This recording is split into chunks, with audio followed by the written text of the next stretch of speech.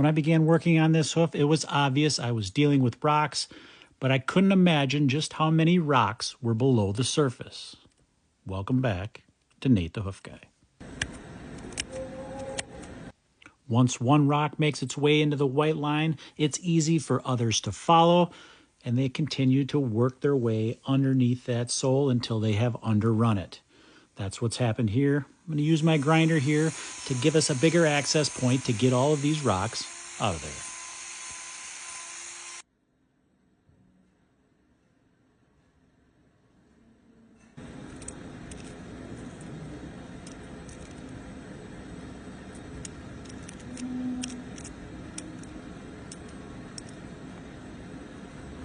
Well, there's two, but there's many more to come.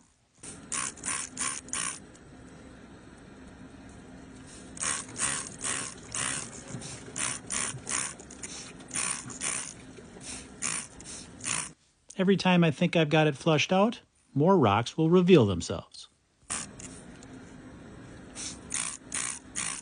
As I continue to trim, I can feel more coming into contact with my knife blade.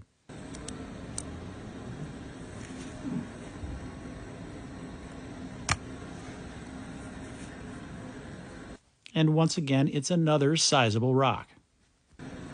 Maybe this rinse will finally do it, but I think we all know that is not the case.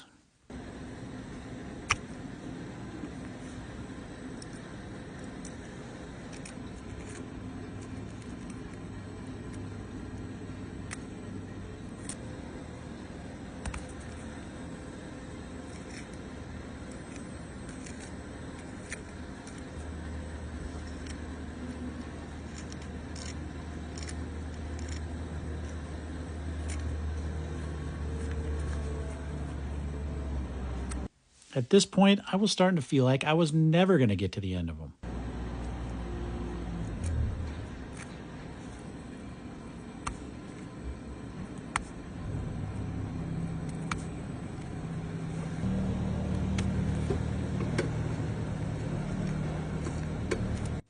Now, I'll bet you're thinking to yourself, those rocks have got to be doing a number on those hoof knives. And they do, but there's really no way around that, and that's why I carry multiple knives with me each day, dealing with rocks and sand and things like that. They're going to get dull, just switch those knives up and move on.